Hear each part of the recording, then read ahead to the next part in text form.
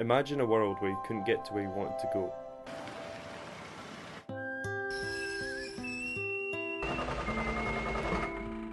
Well, that happens to me on a regular basis. Did I mention I'm in a wheelchair? Two drivers wouldn't let me on a bus last week because of buggies.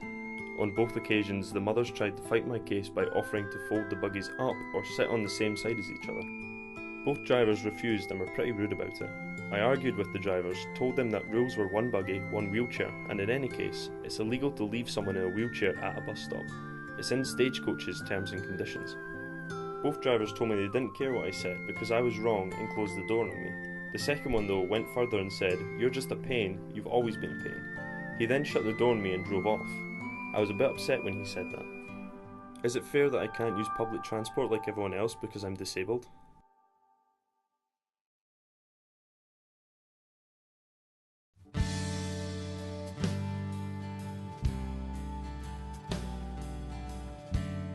To actually promote independence.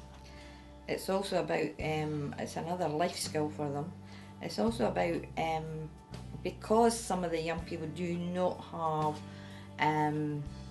friends in their own local community, because they go to other schools, it's really important for them to not be isolated. It's to be a part of the community, to build up those relationships out with the family. Be the same as everybody else, so they can get out and go to the pictures, go to the shops, same as everybody.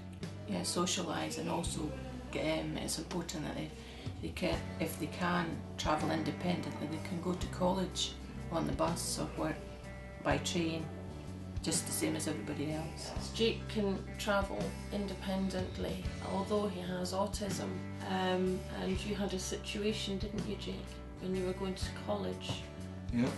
First day I was going, bus came, drove straight past me. And of course, that is a break in Jake's routine, so he knew to do the right thing. He phoned me, and thankfully that day I wasn't working, so I told him just come straight home, and I gave him a lift to college. But if it had been the following day, I would have been working, and it could have been a whole different situation for Jake. There would have been increased anxiety, not sure what to do next, things like that.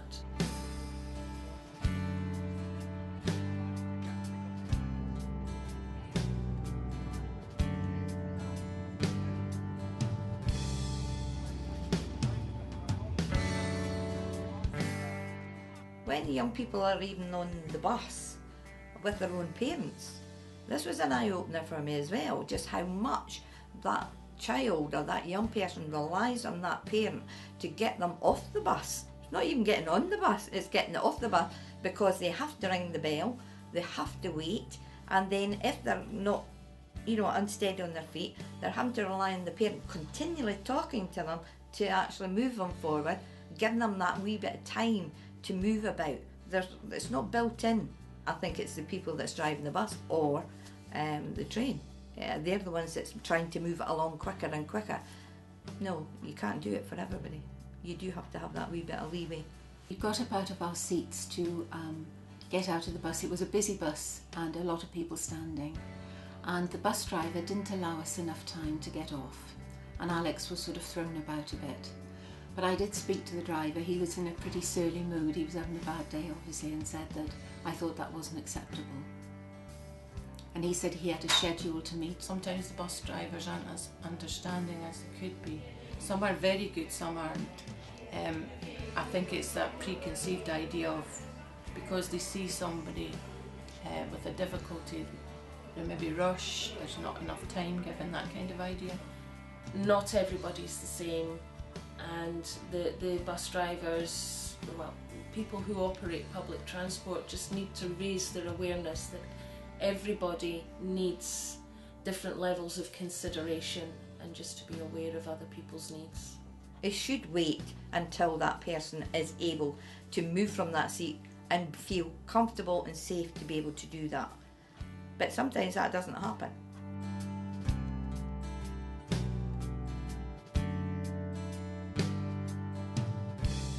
trying to get Rachel on a bus in a wheelchair is really, really difficult.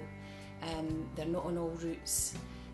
She would need to have, obviously, somebody with her, but it's the physical effort of getting her on the bus because she can't stand or walk at all, so she can't assist really in any way. On the buses, it would be great if you knew exactly where the buses were at any given time and that there was more of them. It would be great to go out and just know that you were able to get on any bus. You know, and why shouldn't Rachel be able to get on any bus like anyone else? But that isn't the case at the moment. So if all the buses were kitted out so that she was able to get on the bus, then she would be able to do what she wanted with her friends. It's just independence. It's for her to be able to do what she wants when she wants. I don't think they really know what it's like. You know, I don't think they have a full understanding of what it's really like to be in a wheelchair and the difficulties that you have to overcome.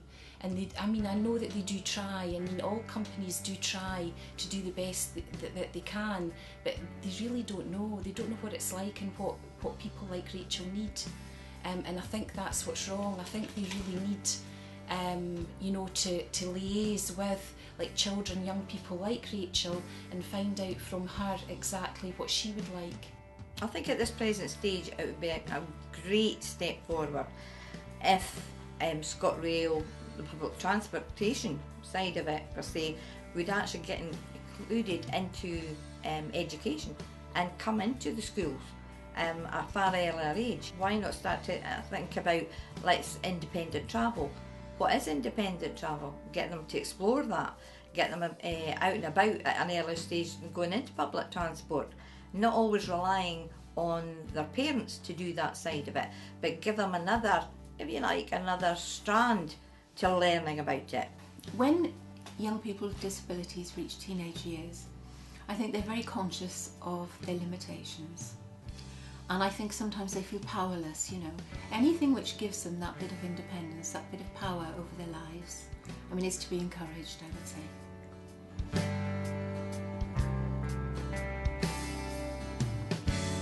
We did have an experience when Rachel and we decided one Saturday morning, it was a nice morning, we thought, right, we'll go to Edinburgh on the train. Went down to the train station not knowing that the rugby was on in Edinburgh. So when we got down to the train station and they have the ramp to help you onto the train, and we were told, you know, that really we might not be able to get you on this train and that you should have booked it in advance because there's only one space and the rugby's on in Edinburgh and the train's busy. I felt almost as if I was getting a telling off because I wanted to go on the train to go to Edinburgh. You know, if it hadn't been for the fact that we'd said we were going to Edinburgh, I could have just turned around and went back in the car and went home again.